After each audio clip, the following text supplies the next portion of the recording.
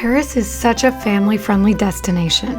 From iconic landmarks to carousels, croissants, museums, and parks, there is something for everyone in the City of Lights. Here are the best things to do in Paris with kids and how we saw the main attractions in 3 days. Okay, we made it to our hotel. It is 8 p.m.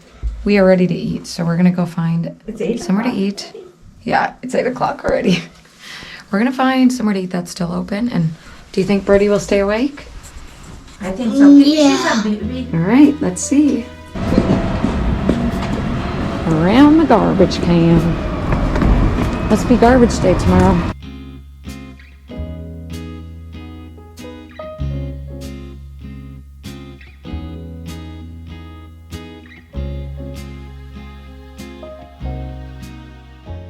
We stayed at the Hotel Londres Eiffel near the Eiffel Tower.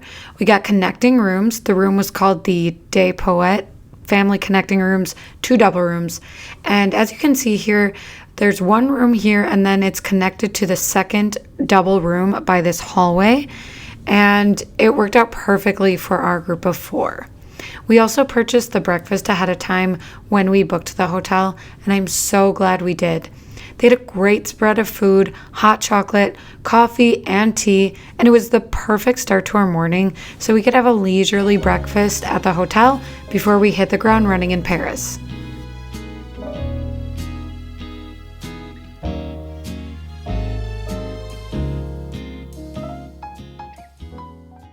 Because our hotel was near the Eiffel Tower, we started our first full day in Paris with photos at the Trocadéro.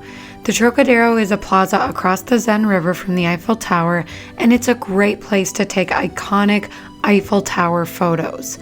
We realized after we arrived that the sun would be behind us, so all of our photos from that morning were backlit, but I still love how they turned out, and sunset here would probably be a better time to get photos. Our next stop was the Arc de Triomphe. Before we went up to the rooftop though, we decided to stop for a coffee and a pain au chocolat at Le Crystal Bar Brasserie, which is a sidewalk cafe with these incredible views of the Arc de Triomphe.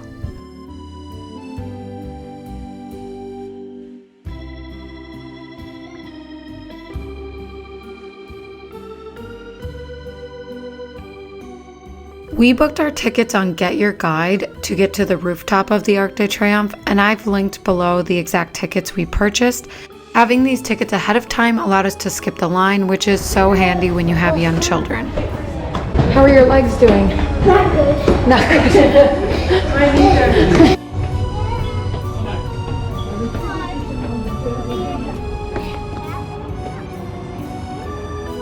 The spot we haven't seen yet. Should we go to the other corner? Okay.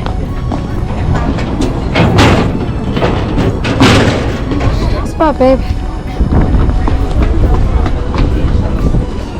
I can Eiffel Tower. All right, let's see. Oh, wow. That's a great shot. Great, what?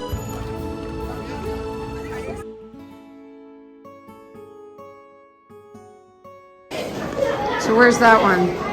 Oh, that's in Iraq. Whoa, I like that one. Let's try this one. We haven't seen this. That one's Syria, and it looks like this.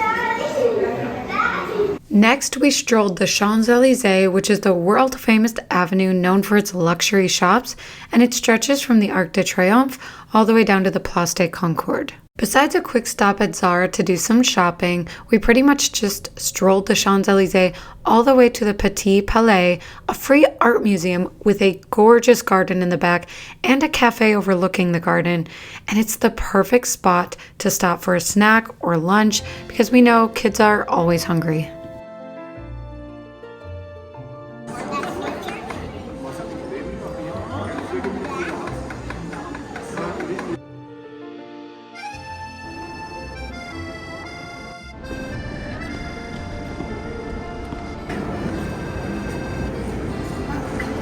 Okay, let's see it. What is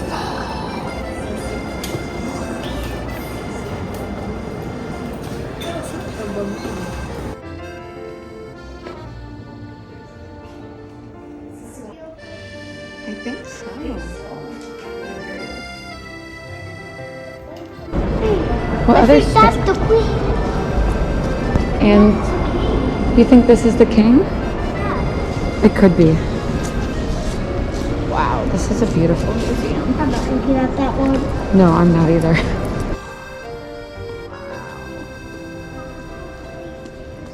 If you walk a little farther along the Champs-Élysées, you'll eventually reach the Tuileries Garden, which is a beautiful green space to relax, especially during the spring and summer months. Yeah, I'm ready.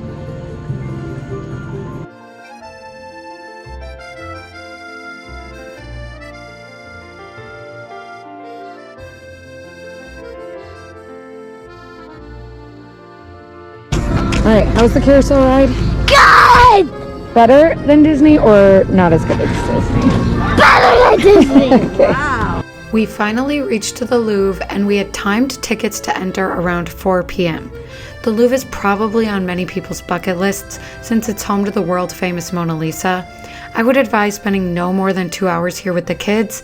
While there's so much incredible artwork on display, there are also no kids' activities or scavenger hunts to keep young children engaged. Along with the Mona Lisa, you can see the Venus de Milo, Winged Victory of Samothrace, the Coronation of Napoleon, and my personal favorite, the Battle of David and Goliath. After our time at the Louvre, we made the 20-minute walk to Galeries Lafayette, a shopping mall with an absolutely striking interior. It almost looks like a cathedral. But the real draw is that the mall offers a great view of the Paris skyline from the rooftop, and it's free to access, making it the perfect spot to watch sunset.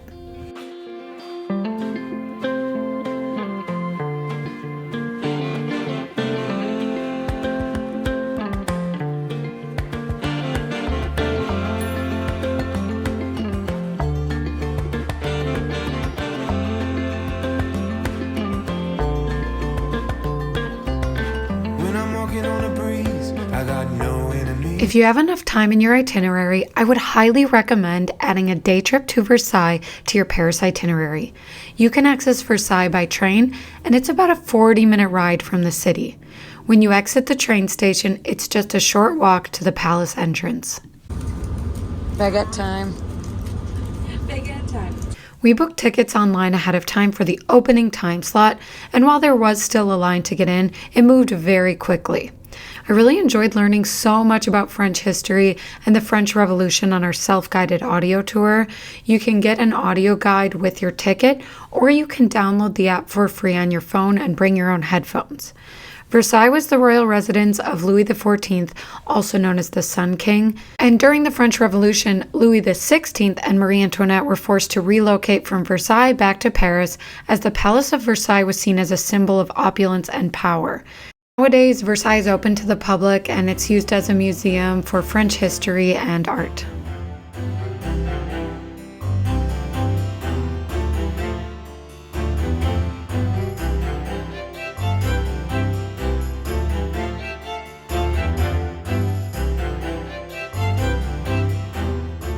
One of our favorite things to do at Versailles with my daughter was to explore the beautiful gardens. I can only imagine how lovely they are in spring and summer. You can also visit the estate of Triomphe, which opens at noon. Triomphe was a place the king and queen could escape to for a break from life at court. It is about a mile walk from Versailles, but you can rent a golf cart to get there. It's about €42 per vehicle per hour and €10.50 per additional 15 minutes after that. You could also take the little train, which is €9 for adults, €7 for youth under 18, and free for kids under 12. Or you can walk, which is free and takes about 30 minutes across the gardens and park, which is the option we chose. We were ready to head back to Paris after about 4 hours of exploring, but you could easily spend an entire day at Versailles. There's so much to see and do, and I think this would be very interesting, especially to older children. We took the train from Versailles to the Montmartre neighborhood and spent the late afternoon and evening there, and we enjoyed a meal at the base of Sacré-Cœur. After our meal, we rode another carousel because I'm a fun mom, and then we climbed the steps to reach the top of the hill to see Sacré-Cœur up close. You can go inside the basilica for free, but there was a bit of a line, so we skipped it. We just enjoyed the view from the top of the hill and did some people watching. While we carried our stroller up the steps, since it's pretty lightweight, You could instead opt to take the funicular to the top of the hill. The rates are the same as a metro ticket, so it's really not too expensive to use at all. We spent the rest of the evening just wandering the Montmartre neighborhood on the way back to our hotel.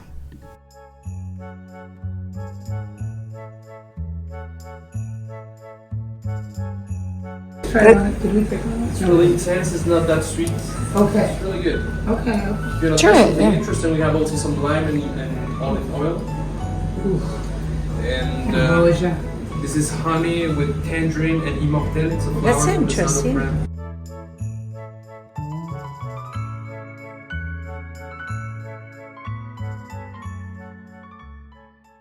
We started our last morning at Notre-Dame, which finally opened after the fire.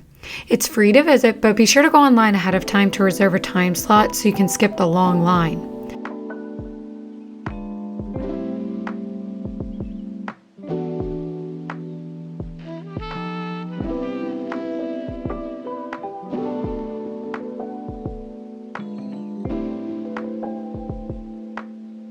Hi. We see the Eiffel Tower and the church now. Bye.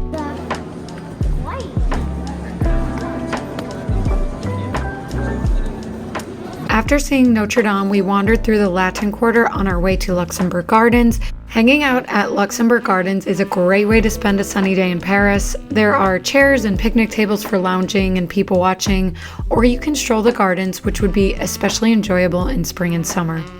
We were hoping to rent sailboats to play with on the Medici fountain, but they didn't have them out yet, so I'm sure as the weather warms up, they'll become available again for kids to play with. The Bateau Bus is a hop-on, hop-off Seine River cruise that stops at the most popular tourist attractions, so we used that on the second half of our last day since we had been doing so much walking the rest of the trip. So we boarded the Bateau Bus at the Notre Dame stop and we got off at the Louvre. We had to ride the carousel one more time to make use of the tickets we had purchased earlier in the week, and then we also wanted to stop at Angelina to try the famous hot chocolate.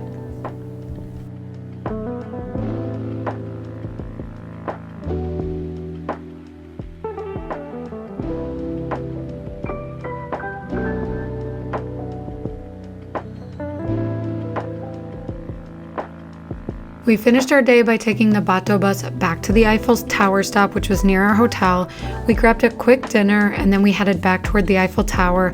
We went over to the Trocadéro to watch the Eiffel Tower twinkle one last time before we left. And on our last morning, Birdie reminded us that we needed to sign the guest book at our hotel, and they take a picture of you with a Polaroid camera, which I think is just so much fun. And another reason why we just love this hotel.